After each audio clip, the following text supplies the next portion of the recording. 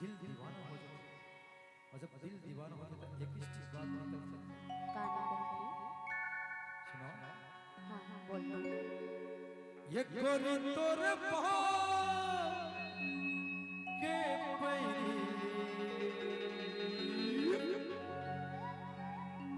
बन गए मोर बरबरी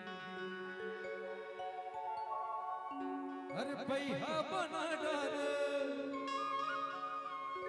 पगला बना डाले हर का जादू डाले मुला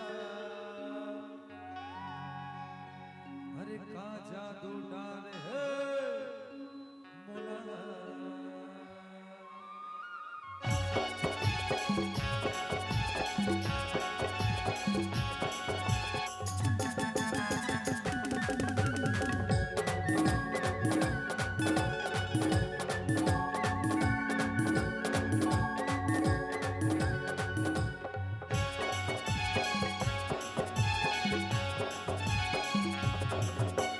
गोरी तोर पाँव के पैरी के मोर बन गई गोरी तोर पाँव के पैरी बन गई मोर बन गई पैहा बना डाले पगला बना डाले आजा तू डाले मुला पैहा बना डाले पगला बना डाले आजा तू डाले मुला